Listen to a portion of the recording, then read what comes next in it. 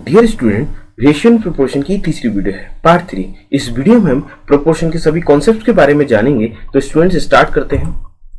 Concept of proportion. Students, proportion दो type से होता है, एक प्रोपोर्शन और एक कंटिन्यूड प्रोपोर्शन। अगर हम प्रोपोर्शन की बात करें तो मान लीजिए स्टूडेंट्स, हमारे पास दो रेशियो जैसे इक्वल है, a ratio b, c ratio d. तो हम कह सकते हैं four numbers A, B, C and D are in proportion,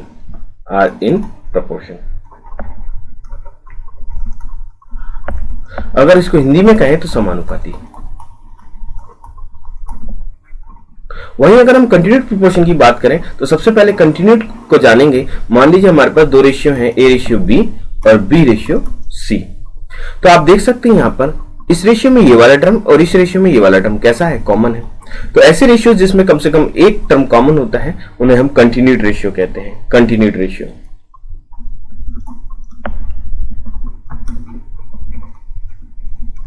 और अगर कंटिन्यूड रेशियो इक्वल हो तो हम कह सकते हैं कि A, B and C are in continued proportion. तो स्टूडेंट्स, आपको मेरी बात समझ में आ रही होगी। तो स्टूडेंट्स, हमने यहां पे जाना कि अगर दो रेशियोज इक्वल हो, ए रेशियो बी और सी रेशियो डी, तो four numbers are in proportion. वहीं अगर दो कंटिन्यूड रेशियो इक्वल हो तो हम कह सकते हैं A, B, C are in proportion. Students, इसका रिवर्स भी उल्टा होता है। जैसे मान लीजिए हमसे कहा गया है कि A, four numbers A, B, C and D are in proportion, तो हम कह सकते हैं we written as A ratio B और सी रेशियो डी इक्वल होगा, यानी ए रेशियो बी इक्वल होगा सी रेशियो डी के, है ना। तो स्टूडेंट्स, यहां पर ये वाले जो टर्म है, लास्ट वाले टर्म, इन्हें हम एक्सट्रीम टर्म कहते हैं, एक्सट्रीम टर्म, या फिर हम कह सकते हैं एक्सट्रीम्स। और जो मिडिल टर्म होते हैं उन्हें हम कहते हैं मीन टर्म, यानी मीन्स, या फिर हम मीन्स भी कह सकते हैं। तो स्टूडेंट्स, यहां पर कंटिन्यूड प्रोपोर्शन भी रिवर्स में ट्रू होता है। मान लीजिए हमसे कहा गया है three numbers A, B and C are in continued proportion,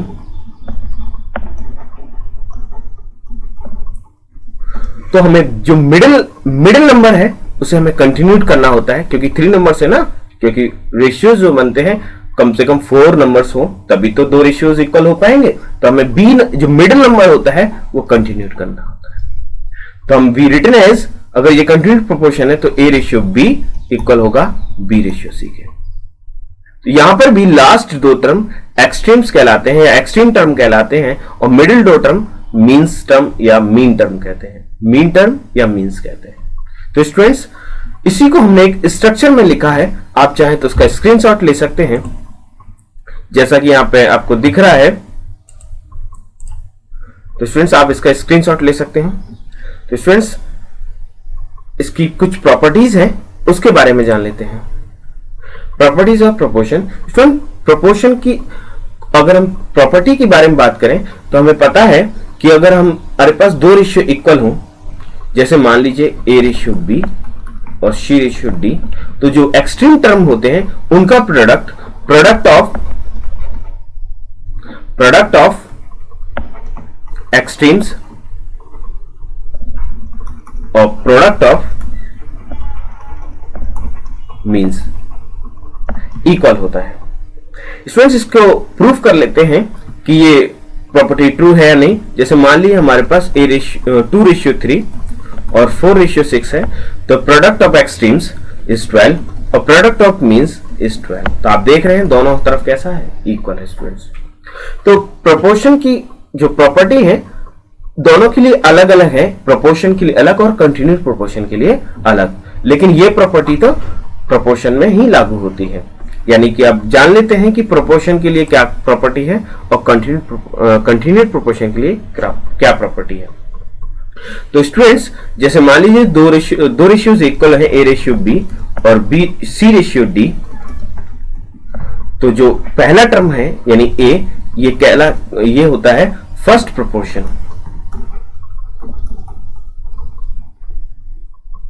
और जो बी वाला टर्म है यानी कि ये होता है सेकंड प्रोपोर्शन, और जो सी वाला है वो थर्ड प्रोपोर्शन, और जो डी वाला है वो फोर्थ प्रोपोर्शन।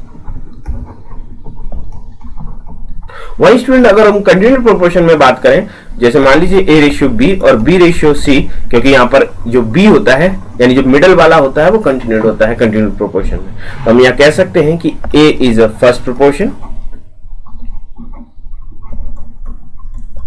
बी अब यहां पर दोनों ही एक जैसे हैं तो यहां पर हम इसे कहेंगे, और दोनों ही मिडिल हैं तो हम कहेंगे mean term, sorry mean proportion. वही अगर सी की बात करें तो ये होता है थर्ड प्रोपोर्शन, सेकंड प्रोपोर्शन नहीं होता है इसमें, थर्ड प्रोपोर्शन। सेकंड प्रोपोर्शन की तरह की जगह पे मीन प्रोपोर्शन आ गया है, तो सीधा सीधा अब क्या आएगा, थर्ड प्रोपोर्शन ही आएगा। क्लियर है? तो स्टूडेंट्स इसको भी हमने एक स्ट्रक्चर में लिखा है, तो उसका भी आप स्क्रीनशॉट ले सकते हैं। तो स्टूडेंट्स आप इसका स्क्रीनशॉट ले सकते हैं।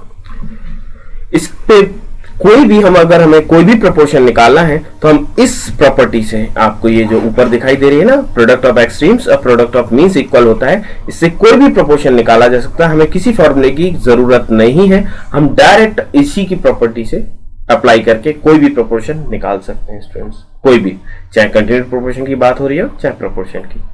फॉर्मूले की हम बात नहीं करने वाले यहाँ पर, क्योंकि सारा कुछ प्रॉपर्टी पे बेस्ड है। क्लियर है स्टूडेंट्स? तो इस पे कुछ बेस्ड है क्वेश्चन, उनको कर लेते हैं। द फोर्थ प्रोपोर्शनल, तो यहाँ पे फोर्थ प्रोपोर्शनल पूछा गया है। आप देख सकते हैं यहाँ पर फर्स्ट ये रहा, सेकंड ये रहा, थर्ड ये रहा, तो डी वाला हमसे पूछा है स्टूडेंट्स। फोर्थ प्रोपोर्शनल का है ना, तो हम डी तो होगा 4 पे, तो स्टूडेंट्स हम कह सकते हैं product of means product of extreme equal होता है, तो यहाँ पे हम वही कंडीशन लगा रहे हैं। तो प्रोडक्ट ऑफ एक्सट्रीम, तो extreme is A and D, तो यहाँ पर हो गया 0.12 इंटू डी, और प्रोडक्ट ऑफ मीन्स 0.21 इंटू 8। तो स्टूडेंट्स यहाँ से सिंप्लीफाई हो सकता है। देखो यहाँ पे पॉइंट तो सेम डिजिट के बाद है, तो पॉइंट का तो कोई फर्क नहीं पड़ने वाला है स्टूडेंट्स, है ना। तो ये 4 से सिंप्लीफाई हो जाएगा 3 टाइम्स, 4 से 2 टाइम्स और 3 से 7 टाइम्स। तो डी इक्वल टू कितना आया 14। तो third option is correct. Clear students? So move next question. Find two mean proportion between 2 and 54। तो यहाँ पर 2 मीन प्रोपोर्शन पूछे गए हैं और 2 नंबर यहाँ पे दिए गए हैं 2 and 54। तो फ्रेंड्स हम कह सकते हैं मीन प्रोपोर्शनली तो पूछे हैं, तो यहाँ पे हम कह सकते हैं 2xy मैंने मीन प्रोपोर्शन मान लिए हैं, ठीक है, और 54।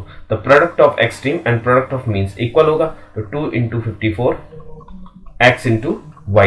स्टूडेंट्स हम यहाँ पे यूनिट डिजिट से क्वेश्चन को करने वाले हैं। तो अगर हम यहाँ पर देखें, आपको देखो ये भी प्रोडक्ट है, ये भी प्रोडक्ट है, तो यहाँ पर जो यूनिट डिजिट होगा वहीं पे यहाँ पे भी, क्योंकि सेम नंबर होगा ना मल्टीप्लाई करके, तो यहाँ पर देखो यूनिट डिजिट 8 आ रहा है इन दोनों का मल्टीप्लाई करने से, और यहाँ पर देखते हैं यही तो ऑप्शन में दे रखा है, तो किस में यूनिट डिजिट 8 आने वाला है, बस उसी को चेक कर लेते हैं। 6 और 8 को मल्टीप्लाई करेंगे तो 8 आने वाला है, तो ऑप्शन तो कंफर्म हो चुका है, लेकिन आप देख सकते हैं बाकी ऑप्शन में नहीं आएगा। 6 यहाँ पर कितना आ रहा है 2, और यहाँ पर आ रहा है 4। तो students first option is exactly correct, ठीक है। सो move next question.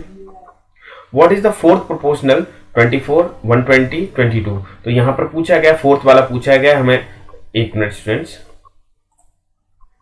What is the fourth proportional to 24, 120 and 22।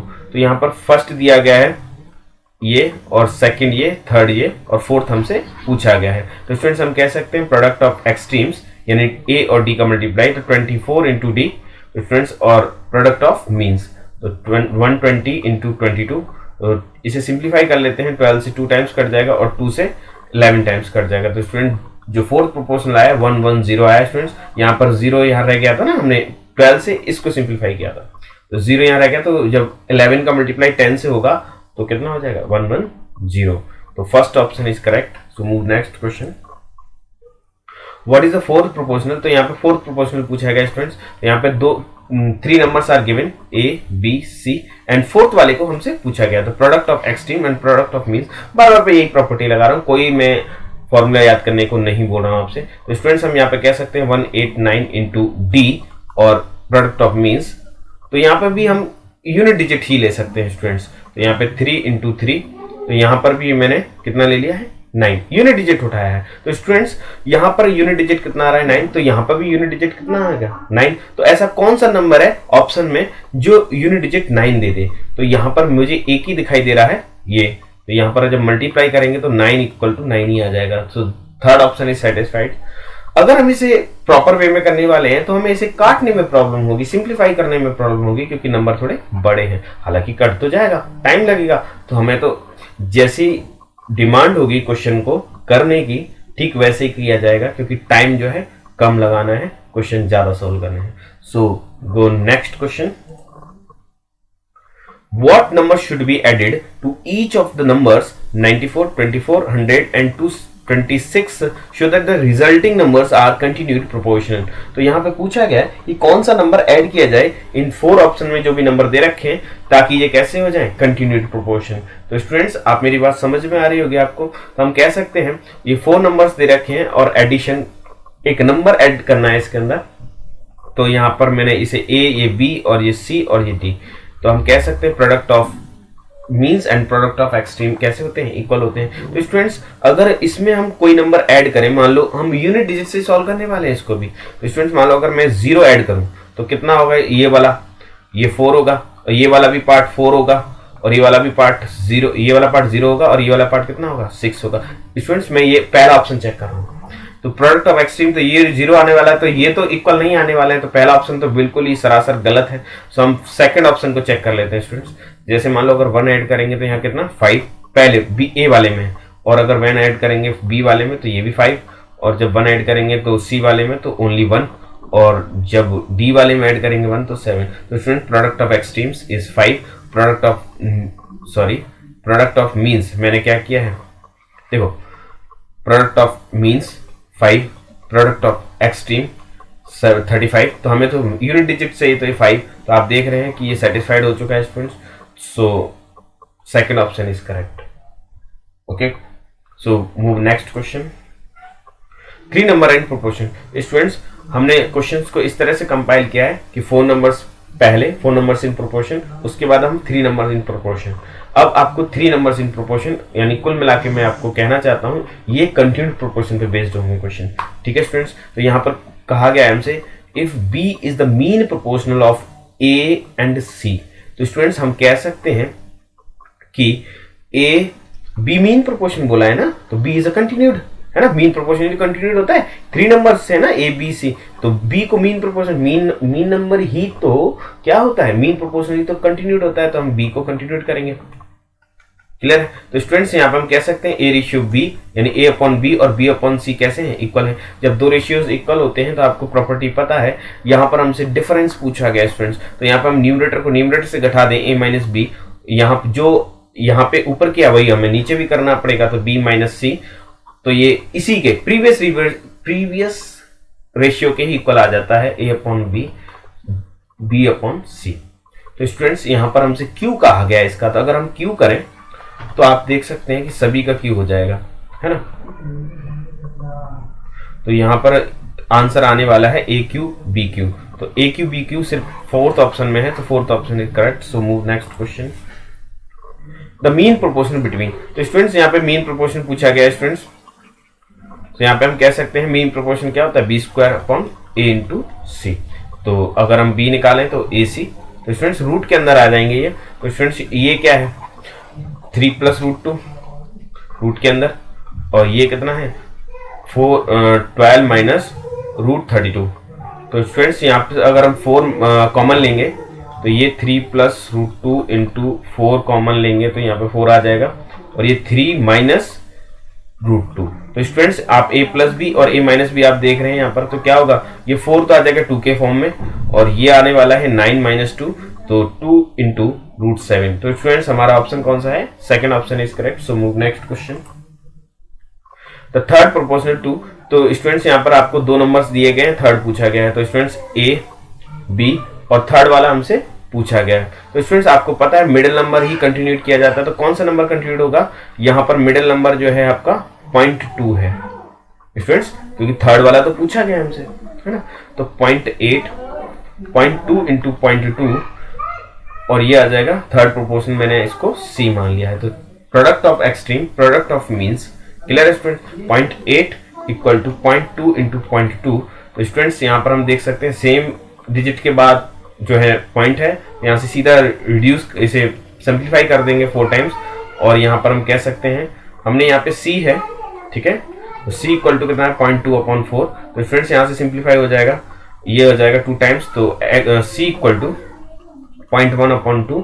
तो स्टूडेंट्स ये क्या आ जाएगा हमारा, ये आएगा 0.5। स्टूडेंट्स एक पॉइंट पहले से है तो यहाँ पर क्या आने वाला है 0.05। तो C की वैल्यू जो आई है 0.05 is first option. So move next question. Third proportional of 12 and 18। तो थर्ड प्रोपोर्शनल यहाँ पूछा गया स्टूडेंट्स, तो हम यहाँ कह सकते हैं कि ये फर्स्ट नंबर, ये सेकंड और थर्ड हमसे पूछा गया है, तो कौन सा नंबर कंटिन्यूड होगा 18। तो हम कह सकते हैं यहाँ पर 12, 18, 18 और ये थर्ड इज C। तो product of extremes 12 into C, 18 into 18। यहाँ पे सिंप्लीफाई हो जाएगा, 6 2 जा 12 और 6 3 जा, और ये 2 से 9 टाइम्स। तो स्टूडेंट C इक्वल टू कितना है 27। So third option is correct. Move next question. What is the third proportional to 10 and 20। तो थर्ड प्रोपोर्शनल 2 नंबर दिए रखे हैं, तो आपको कह सकते हैं कि ये नंबर कैसा होगा, कंटिन्यूट करना पड़ेगा, थर्ड तो हमसे पूछा है ना। तो 10, 20, 20 एंड थर्ड हमसे पूछा है। प्रोडक्ट ऑफ एक्सट्रीम्स और प्रोडक्ट ऑफ मीन्स 20 इंटू 20। तो स्टूडेंट C इक्वल टू कितना आ जाएगा स्टूडेंट, 0 से 0 कट गया, तो ये हो जाएगा 40। Fourth option is correct. So move next question. 18x और 50 are the continued proportion, then the value of x। तो स्टूडेंट्स यहाँ पे 3 नंबर्स दिए गए हैं, तो हम यहाँ कह सकते हैं ये नंबर मिडिल है तो यही कंटिन्यूड होगा, 18x इंटू x, सॉरी हाँ ये हो जाएगा 50। तो product of extremes, product of means, तो x स्क्वायर 18 इंटू 50। तो स्टूडेंट्स ये हो जाएगा आपका 9 इंटू 2 और इंटू 25 इंटू 2। तो स्टूडेंट्स ये सिंप्लीफाई होकर 3 में आ जाएगा। स्टूडेंट्स यहाँ पर स्क्वायर अगर हटाएंगे तो रूट आने वाला है, तो 9 आ जाएगा 3 के फॉर्म में, और 2 यहाँ पर पेयर बन गए हैं तो 2 आ जाएगा, और 25 आ जाएगा 5 के फॉर्म में। तो आप देख सकते हैं ये 15 दूनी 30, तो x की वैल्यू कितनी है 30। First option is correct. So move next question. The mean proportion of 1.21 and 0.09। तो मीन प्रोपोर्शन पूछा गया स्टूडेंट्स, तो हम यहाँ कह सकते हैं रूट में 1.21 इंटू 0.09। अब मैं ज़्यादा इसको डिटेल में नहीं लिखने वाला, सीधा डायरेक्ट क्वेश्चन कर सकते हैं। डायरेक्ट मैंने लगा दिया है, तो यहाँ पर हो जाएगा ये 11 आ जाएगा 1.1 के फॉर्म में, क्योंकि ये 11 का स्क्वायर है 1 to 1, और ये 9 किसका है 3 का, तो 0.3, और जब इसको मल्टीप्लाई करेंगे तो 0.33। So second option is correct. So move next question. Find the 2 number such that there mean proportion is 16। तो स्टूडेंट 2 नंबर हैं जिनका मीन प्रोपोर्शन कितना है 16 है। द थर्ड प्रोपोर्शन कितना है 1024। तो स्टूडेंट बाई ऑप्शन इस क्वेश्चन को करना चाहेंगे। हम कह सकते हैं कि कौन सा ऑप्शन ऐसा है जो मीन प्रोपोर्शन 16 दे रहा है। तो हम रूट में इन दोनों नंबर्स को ले लें तो क्या होगा, यहाँ से 2 आने वाला है और यहाँ से क्या आने वाला है, यहाँ 4 इंटू रूट 2। तो ये तो नहीं आने वाला है 16, तो first option is not correct. So अब अगर इन्हें ले तो हम क्या हो जाएगा, ये 2 के फॉर्म में आने वाला है और 64 से क्या आएगा 8। तो ये 16 दे रहा है, तो ये दिस इज पॉसिबल आंसर। आगे इसका एक कंडीशन और चेक कर लेना, अगर ये भी ट्रू है तो डेफिनेटली यही ऑप्शन है। तो यहाँ पर देख ले हैं, यहाँ थर्ड प्रोपोर्शन पूछा गया स्टूडेंट्स, तो ये A B तो C। तो स्टूडेंट्स यहाँ पर ये मिडिल टर्म हो जाएगा, तो 64 इंटू 64 और ये हो जाएगा 4 इंटू C। तो 4 से अगर सिंप्लीफाई करें तो कितनी बार 16 टाइम्स। क्लियर। तो यहाँ पर आ जाएगा 4 के फॉर्म में 16। हाँ स्टूडेंट्स ये मल्टीप्लाई हो जाएगा, एक मिनट, 16 का मल्टीप्लाई जब 64 से होगा, यानी कि हाँ 16 चौक 64 की 6 और 16 छिंग 96, 96 और 6 102। तो आप देख सकते हैं जो थर्ड प्रोपोर्शन 1024 आ रहा है, तो second option is correct, because दोनों जो कंडीशन है वो कैसी हो गई हैं, सेटिस्फाइड हो गई हैं। सो मूव नेक्स्ट क्वेश्चन। तो ये पार्ट यहीं तक है, आगे की चीजें अगले पार्ट में सीखेंगे।